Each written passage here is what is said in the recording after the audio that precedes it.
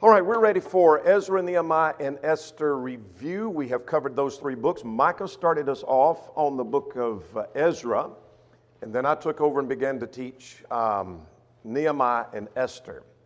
These three books go together because they all fit into what period? Post-exile period.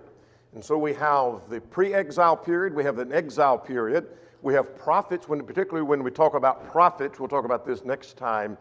There are pre-exile prophets, there are exile prophets, and there are post-exile prophets. So we're talking about this post-exile period. So let's start with the book of Ezra. And so we'll come to our questions here in a moment. Let's give some introductory information about the book, just kind of a reminder where we've been.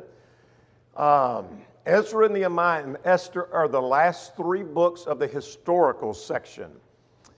You've seen this diagram many times. That I've got kind of memorized in my mind in the sense that when I think of a book of the Bible, I think how it fits on the bookshelf. And so we are finishing, or just have finished, Ezra, Nehemiah, and Esther. Notice that's the end of the historical section. And you already know this, but just as a reminder, when we finished Esther last week, we have finished all the Old Testament history. Now, we haven't covered all the Old Testament because we have all these other books of Job all the way through Malachi, but everything there fits into everything we've already studied. Make sense? It all fits there. So we have finished Old Testament history. As far as the historical section, are there other things to be learned? Yes, there's other parts of history, but that's all of the Old Testament history. Early manuscripts put Ezra and Nehemiah together in one. Were they originally as one? I'm not sure. They may have been, but early manuscripts put Ezra and Nehemiah together as one book because they talk about things very similar. That doesn't mean they are the same book, obviously. This deals with Babylonian captivity. The prophets had said it would last how long? 70 years. We won't go through every one of those prophecies.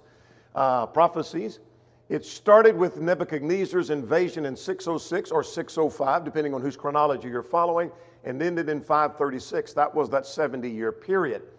The Persians rose in power as Babylon fell, and so when the Persians came to power, Cyrus was the leader, and he was the one that released the captives and let them come back. And thus, now we're in that post-exile period. If you don't have these dates written down, you may want to write these down. These should have been captured somewhere in your notes as we went through Ezra, Nehemiah, or Esther. They went away in three groups. They came back in three groups. So if you don't have this written down, this would be a good time to copy these dates down. The first group went away when Nebuchadnezzar captured Babylon in 606, or invaded Babylon in 606 BC. Some say 605. The second group went away in 597, and the third group went in 586, and that's when the temple was destroyed. So they went in groups, and then they come back in groups. 70 years from that first date brings us to 536. Now, this is important with our setting now because in 536, that's when the first group came back with Joshua and Zerubbabel. That's not Joshua of the book of Joshua. This is a different Joshua, different timetable, different time frame. But this is Joshua and Zerubbabel. We're going to see those two men in the first 6 chapters of the book of Ezra. Then the second group came back in 458, and that's where we're studying in Ezra. And Ezra came back with the second group. The third group returned in 445, and Nehemiah was in that group. Are we making sense? All right. Now, so this began a new period. We've already looked at the dates, so the work that has to be done in this post-exile period is what? What needs to be done now that they've come back? The temple was destroyed, the city walls were destroyed, and they have neglected a number of things during this time, so now they come back, what needs to be done? Rebuild the temple? Rebuild their worship. All right, rebuild not only the temple, but the worship itself. And finish the wall. Anything else? Yeah, the temple, the wall, they had to rebuild their cities, but that was kind of secondary. But rebuild and restore their religion in the hearts of the people. Rebuild their faith. And we see that in these books as well. You've seen this timeline many times. This is where the kingdom is dividing, the northern and the southern kingdom. As that continues on, what I'm getting to is right down here. We come now to the Babylonian captivity. And then when they return, this is where Ezra, Nehemiah, and Esther fit. Now, The prophets, several people have raised questions in our studies about where do the prophets fit? And that's very helpful to know that. Well, during this post-exile period, here are prophets that fit in that period. We're about to study Isaiah, but we're going to back up a little bit for Isaiah. So what prophets fit here? There are three of the prophets, and they are listed here as Haggai, Zechariah, and Malachi. Make sense? They fit in the post-exile period. Their message is the same message that Ezra and Nehemiah are trying to drive home. Rebuilding the religion in the hearts of the people, rebuilding the temple, etc. Make sense? All right. Let's talk about Ezra the man. What do we know about Ezra the man? And then we're going to quickly run through the chapters. What do we know about Ezra? Thought to be a priest because he is a descendant of Aaron. Tradition said he was a priest. Text does not tell us. What else do we know about him? He was a scribe. He was a ready scribe, which means he had knowledge of the law. And the book is named after him because he's the chief character. So the book takes us from Zerubbabel in the first return to the second return, and Ezra and Nehemiah. I'm going to come back to this gap here in a moment, but Ezra and Nehemiah contain practically all that we know about the history of the Jews between 538 and 425 BC is going to be found right here. All right, what's the message of the book of Ezra? Say again? Yes. Yeah, we see that not only in the book of Ezra, we see it in Nehemiah, particularly chapter 8. Very good. What's the point of the book of Ezra? In other words, you get through with it and you walk away, you say, here's what this told me. Absolutely. It's the fulfillment of what we saw in Jeremiah, that they were going to come back into the land, and all those prophecies like Isaiah talked about previous to this, though we haven't studied him yet, talked about the restoration period. And so it shows the Lord fulfilled his promise to restore the people to the land. This is not intended to be a complete history.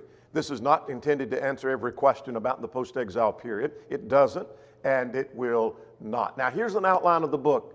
There are two major sections, under the leadership of Zerubbabel and then under the work of Ezra.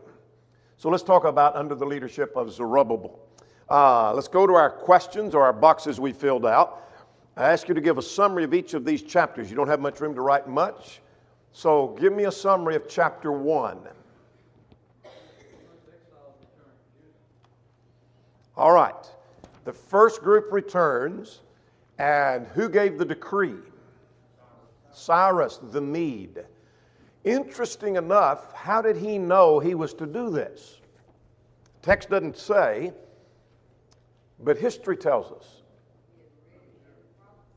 He had read from Isaiah the prophet that he was mentioned by name by Isaiah the prophet, and so therefore he then let the people go.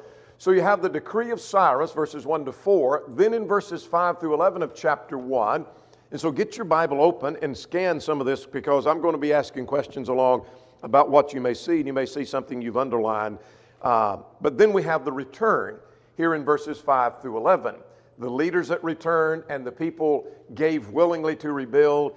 Cyrus even gave vessels that Nebuchadnezzar had taken from the temple. Remember how he had profaned the things of the temple, and sends that back with them. And then we have the list of the captives in chapter 2.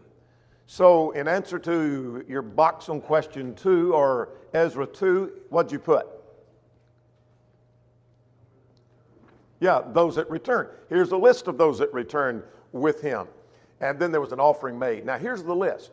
There were leaders. Then there's the list according to families, according to locality, the priests, the Levites, the Nethinims, that's temple bondsmen, the sons of Solomon's servants, those whose genealogy could not be found.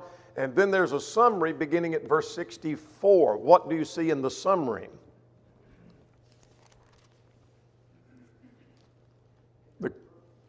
Say again.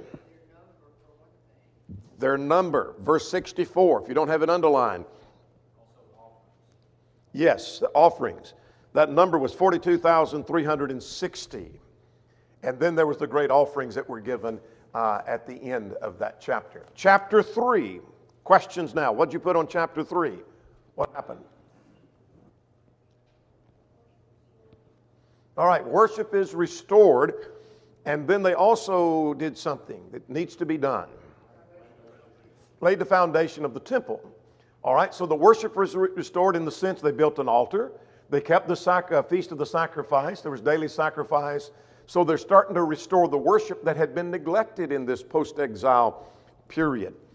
Notice then that there is the foundation being laid of the temple, starting at verse 8 through verse 13. The foundation was built. And what was the reaction of the people? Particularly verses 12 and 13. They gave thanks, that's going to be obvious, but there was another reaction. Why'd they weep?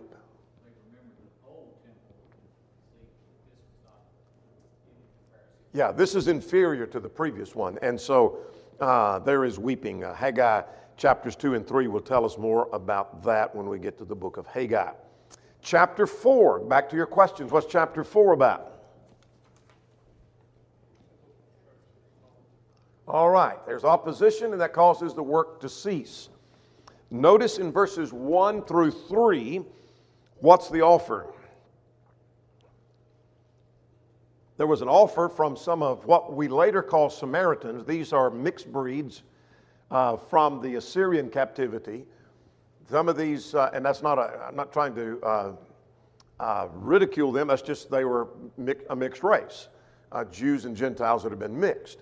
And consequently, because of that, they are against the Jews. What do?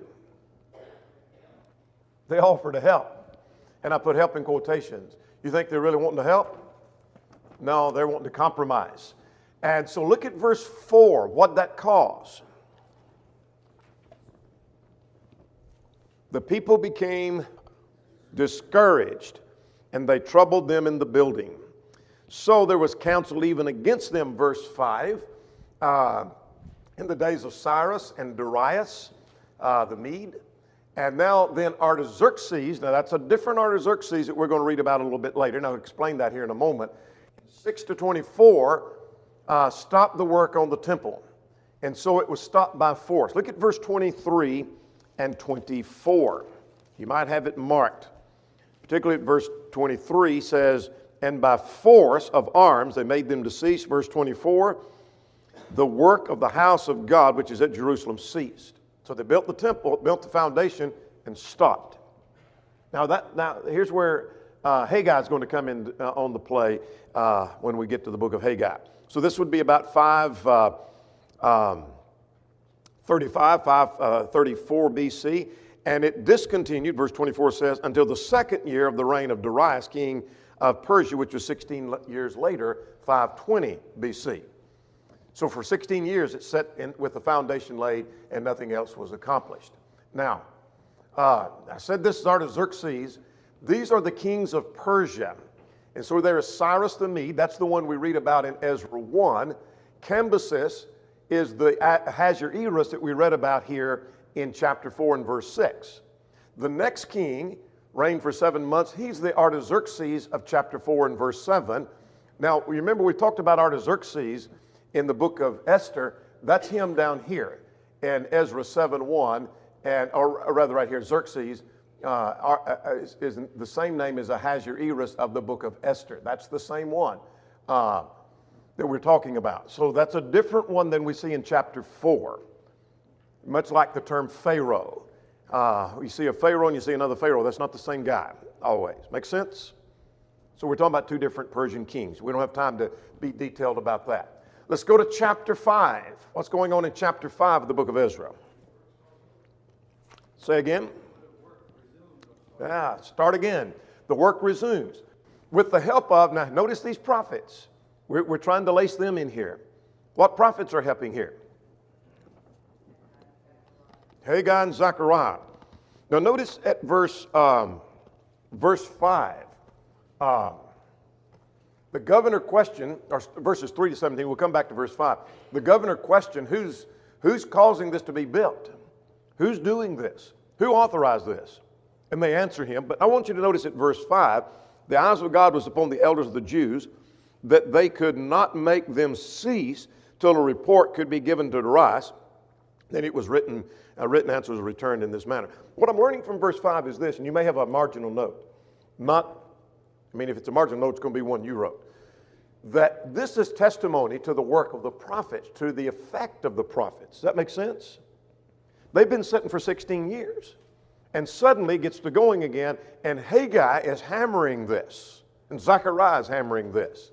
And they now are courageously building and won't stop. But they did stop earlier, but they're not stopping now. That's testimony to the effect of the work of the prophets. Make sense? Hopefully that does make some sense. Now, let's go to chapter 6. What is chapter 6? Back to your questions. What's it about?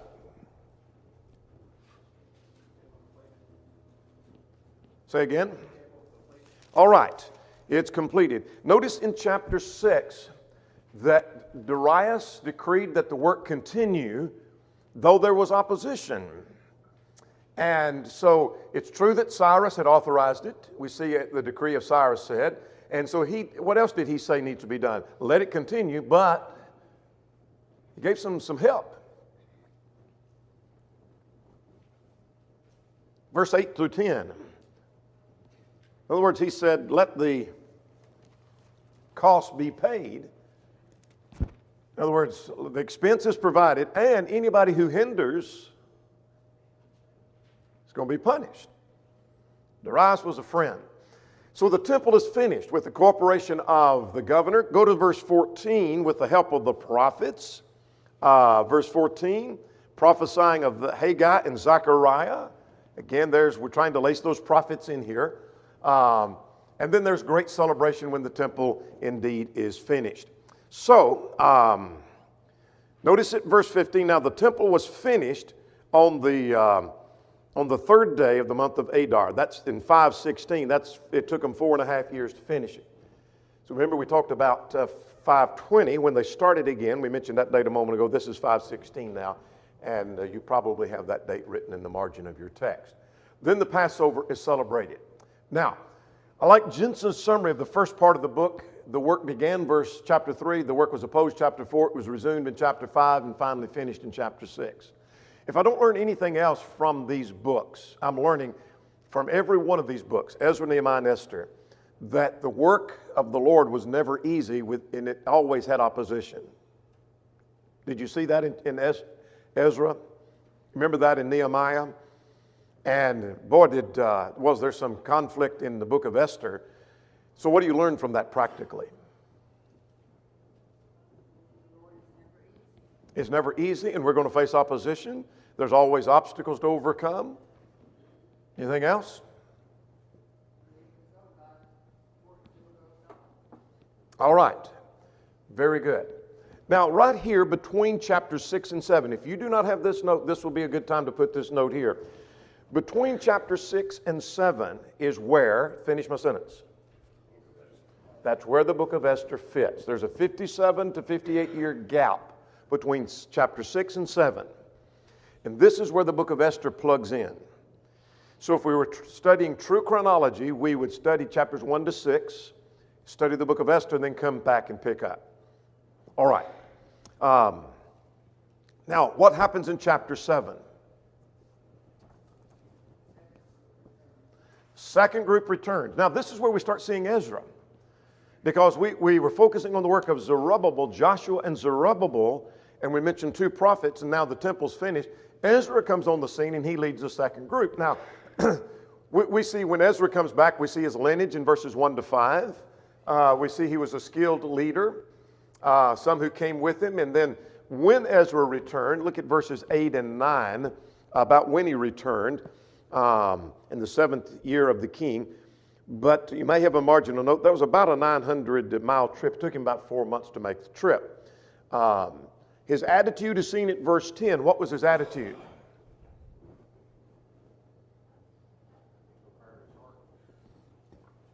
All right, he prepared his heart to do what?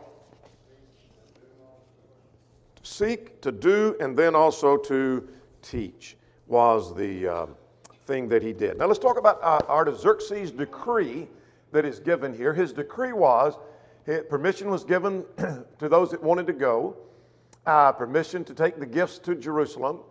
Funds were used to buy sacrifice, authority to spend from the king's treasury. The priesthood would be exempt. In other words, he was very supportive and very helpful of Ezra going back and helping to rebuild. Let's go to chapter 8. What's it about?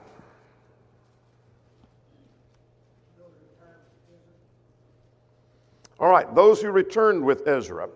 And so in chapter 8, Ezra chapter 8, we have a whole list of those who returned. The list of those who returned, we have the Levites who returned. They fasted before their trip. You probably have underlined maybe at verse 22 that Ezra said we didn't ask for protection along the way because we'd been saying God's with us. In other words, he had faith and put money where his mouth is. And then we see the trip to Jerusalem, 31 to 36. So we've already looked at this, but we're at 458 is where we are, with the second group returning. And that's where we are in chapter 7 and chapter 8. Chapter 9, what's it about?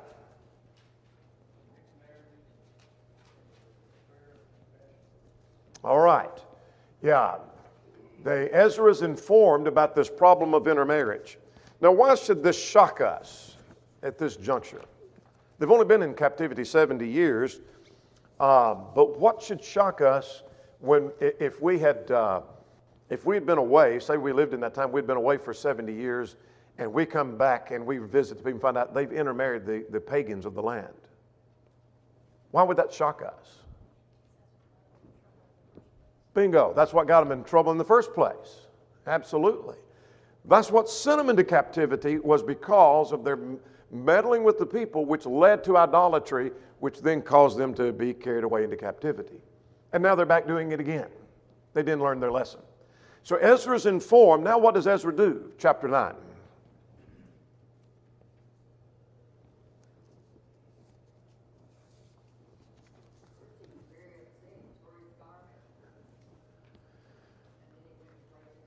Yes. He's very upset. Verses 3 and 4, when he hears about this, he's very upset, and he spends time in prayer and talks about how God has been gracious in allowing him to return, but he mentions to God that Israel has sinned in marrying the people of the land. Chapter 10, end of the book, what happens?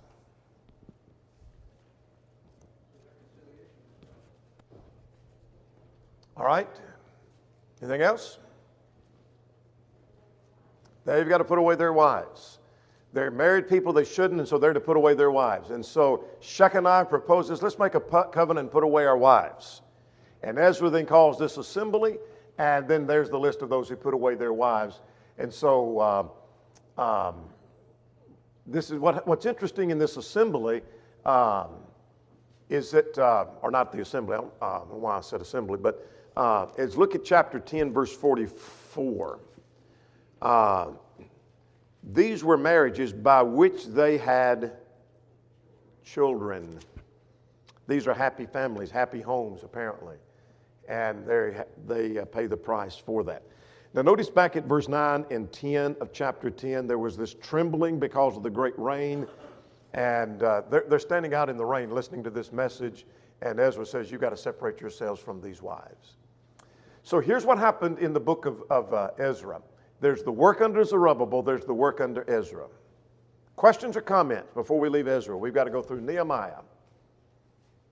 We'll spend a little time in Esther because it's freshly on our mind, but we will review a little bit of Esther. Let's go to Nehemiah now. The book of Nehemiah. The author was, we think, to be Nehemiah. Those tradition says it was Ezra. What makes me think it's Nehemiah is because he speaks of himself in first person. What do we know about Nehemiah? He was a leader. We talk about him a lot in classes on leadership. What else do we know about him? Cupbearer to the king, chapter 1, verse 11, a position of honor and responsibility. He was appointed as governor with the authority of the Persian king by chapter 5. He mentions his fear of God, chapter 1, verse 5, verse 11. In interest of time, I'm going to move on to this slide here, and this puts the date of this book at 445 BC, because this now the third group has come back. So when we get to Esther in a moment, Esther's right up here in that second group, or in that time period. This is the third group now. This is the end of the groups coming back. 445 BC, the third group to come back is with Nehemiah and under his leadership. Make sense? All right. What's the message of the book?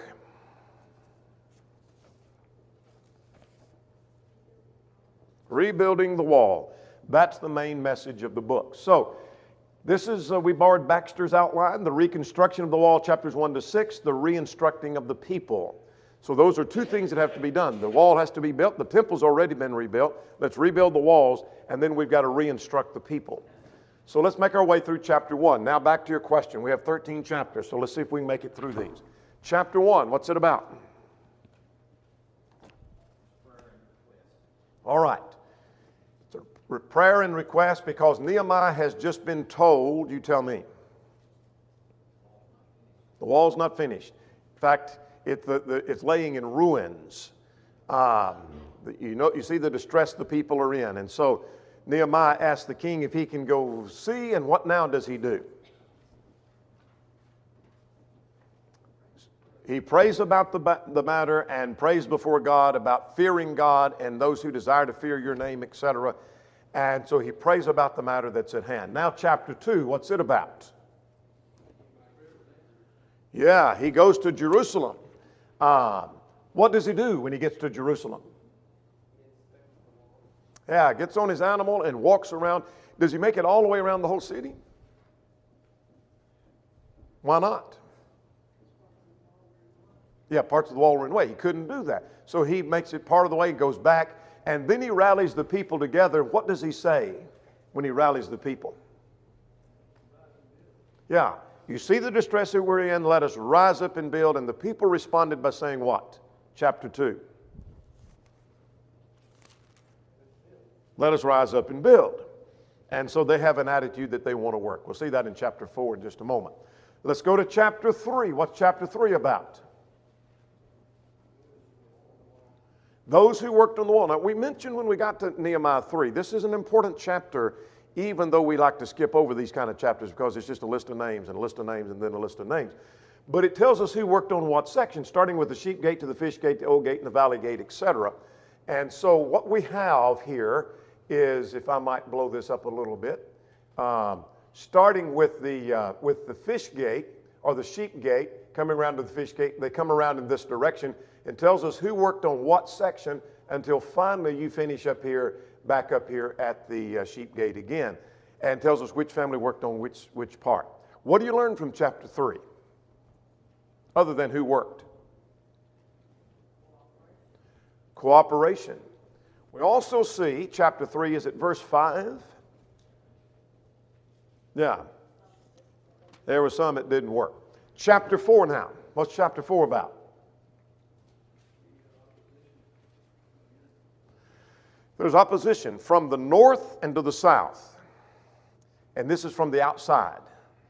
So we're seeing a similar story that we saw in Ezra in trying to rebuild the temple.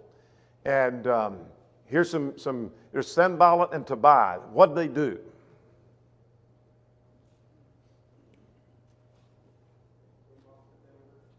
They mocked them, ridiculed them. If a fox were to go up on and knock it down.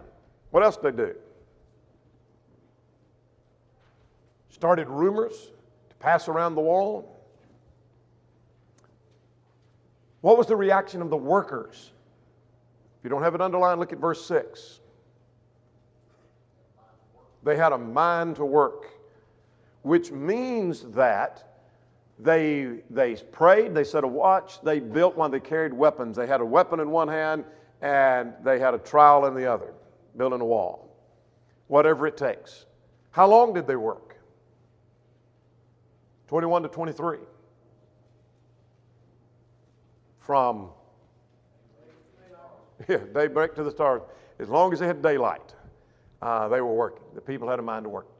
So, chapter 5, what's it about? More opposition, but this time the problem is within. What's going on in chapter 5? All right, there's some problems among themselves, and the primary thing causing the friction was, usury, taking advantage, charging interest of their own brethren, which was contrary to the law. And so Ezra comes and deals with the problem. There's problems of abuse from within, and then Nehemiah's generosity is mentioned. And he tells them what you should have done is fear God, he said. Where's he quoting from, by the way, when he said what you should have done is fear God? Yeah, Deuteronomy deals with that, but he's probably quoting from, almost an exact quotation from, Leviticus 19. Leviticus 19 is seemingly the quotation because almost exact language is used in Leviticus 19. All right. Now let's go to chapter 6. You'd think chapters 4 and 5, if you've never studied Nehemiah before, you'd think chapters 4 and 5 that's the end of the problems. What happens in chapter 6? More opposition from the enemies. The enemies tried to stop the work. Look at chapter 6 now at verse 2. They wanted them to come and meet on the plains of Ono. What's that about? A trap? Compromise? Draw them away from the work. Let's go meet on the plains of Ono. Meaning, let's meet over here. Why do you need to stop this work and come and meet with somebody that there is no reason to meet with them? They have nothing to offer you. They have no incentive for you to leave. Their incentive is to get you away from the work. And it was all a matter of a compromise and a trap for them. And Nehemiah would not bow to the pressure. They tried to frighten Nehemiah with a false prophet, and he wouldn't go into the temple. So now notice verse 15 and 16. What's the amazing thing? Verse 15.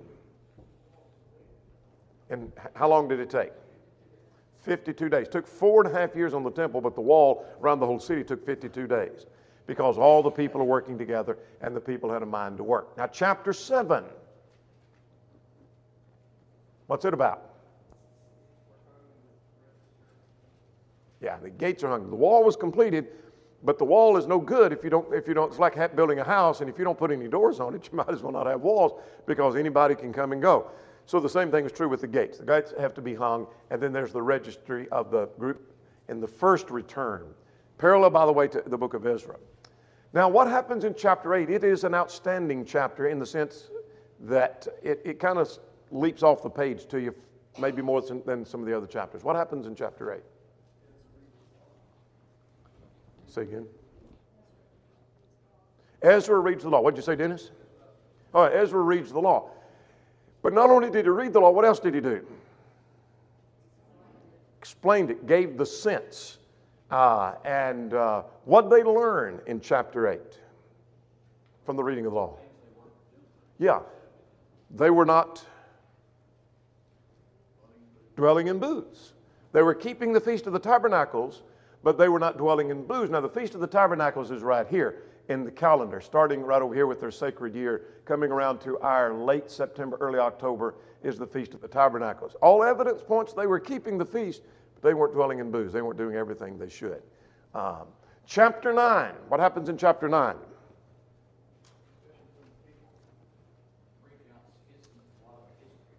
All right, yes, because they have a history of their rebellion. And so the whole point of chapter 9 is acknowledging their sin. That here's some signs of repentance, like the sackcloth, the fasting, and separating themselves, confessing their sins, and then they make a confession to God for their sins.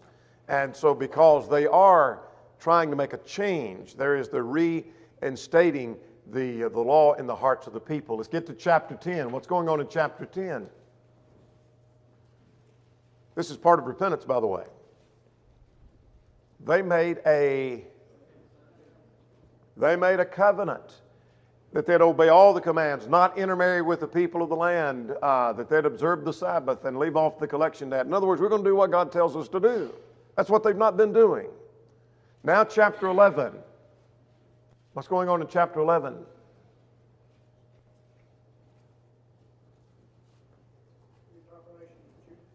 Yeah, the repopulation of Jerusalem, verses 1 and 2, and then the list of those who populated Jerusalem and the other cities. Let's get chapter 12 and 13 so we can get to the book of Esther.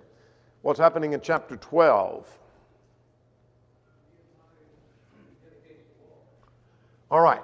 The priest and the Levites who returned are mentioned, and details concerning the priest and the Levites, and then the wall was dedicated, and then again, appointment of priests in the temple service. Let's get chapter 13. You would think if this is your first and cursory reading of the book of Nehemiah, you get to 13, this kind of surprises you. You think this is over. But what does Nehemiah have to do? Yeah, he got to deal with more sin. And so he's separated from the mixed, it talks about being separated from the mixed multitude. He removed Tobiah's possessions from the temple, reinstates support for temple service. He reinstates Sabbath observance, and he stopped the mixed marriages. When we came through that, we listed these practical things. He dealt with the wrong crowd. He dealt with compromise. He dealt with the neglect of the work of God, neglect of worship, and wrong marriages. Sounds like he's preaching in today, 2022, doesn't it? The message fits. We still have wrong marriages, neglect of worship, wrong crowd, compromise, etc. We still have all of those problems. Reconstruction of the wall, re-instructing of the people. Make sense? Now, let's take the last 5 minutes and go through Esther. This ought to be quick because, or easy, not so much quick as it is easy because we've just finished Esther. So, let's talk about the key characters in the book. There's King Ahasuerus, or Xerxes. His Greek name was Xerxes. We've already talked about which one he was. There's Esther. Who is Esther? She becomes the queen. She's a Jewish woman who becomes queen. And there's Mordecai, who is also a Jew, who is related to Esther. And then who is Haman? Yeah, very evil man who he was basically second in command in the kingdom, and he plots to kill all the Jews, and that's what this is about. So, let me skip all of that. Here was what we saw. 3 things happened in the book. Number 1, there was the selection of Esther. So chapter 1, what's chapter 1 about? Yeah, the king deposes Vashti. And so what's chapter 2? Why, by the way, did he do that? She embarrassed him, yeah. She refused to do what he was asking to be done, and so he's not going to put up with that. And that did embarrass him in front of his friends, so he has her dismissed. And then there is the choosing of Esther in chapter 2. Let's get to chapter 2 here. Esther's chosen as queen. Chapter 3, what's it about? Yeah, that's Haman's plot to destroy and kill all the Jews, and he had the king to sign it. And when he signed it, what does that mean? Or sealed it? It's an irrevocable decree. Cannot go back on that. It's done and finished. And the decree was for how long later? Almost a year later. Not quite, but almost a year later, they're going to kill the Jews, which gives some time for something. Come to chapter 4. What happens in chapter 4? Yeah, she agrees to help, but does she agree at first? No. Why?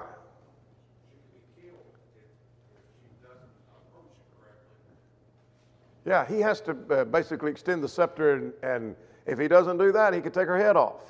She could be killed. And so, but she finally says, if I perish, I perish. If it kills me, it kills me. So be it. I've got to do this. And so she does. And she goes before the king. So she agrees to help. Now, what she does in chapter 5 is what? She plans a banquet. At the same time, Haman is planning a murder. Who's he planning to kill?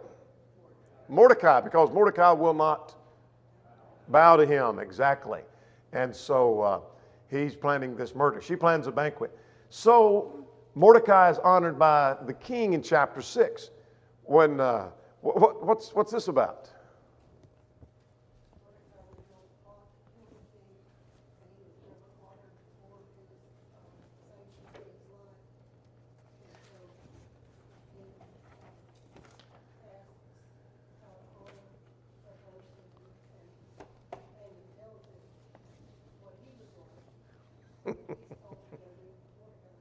He thinks he's about to be this one honored, and comes to find out it's Mordecai. And then he's the one who has to parade him through town and let everybody know he's an honored man, and that he does. Now that brings us to chapter 7. Chapter 7 is when finally the queen reveals, here's what's going on. And king says, who is it that's doing all this? And she says, it's that wicked Haman. And so then he has him to be hanged. The king has him hanged, verses 7 through 10. All right, so we're ready now for chapter 8. Chapter 8 is what? The Jews are spared. Because Haman is killed, but what's missing now? That she finally has to say, but there's still something else that's got to be done. Can't reverse the plot. Yes. So he says, what is it you want? That is, the king says that. And she says, I need something to stop. Well, I can't stop it. But we can give a decree that the Jews can defend themselves, and that they did. So chapter 9, the Jews destroy their enemies and they celebrate. And that celebration is called the Feast of Purim. And we've seen the Feast of Purim here on our timetable about mid to late February for us in the month of Adar. And then chapter 10, this is the last. Mordecai was advanced, and that's the book of Esther. If you didn't get the providence passages, there are a number of those found in the book of Esther. We went through every one of those providence passages. Introduction to the book of Isaiah. We will not cover chapter 1, but we're going to do a lot of introductory information next time on Isaiah.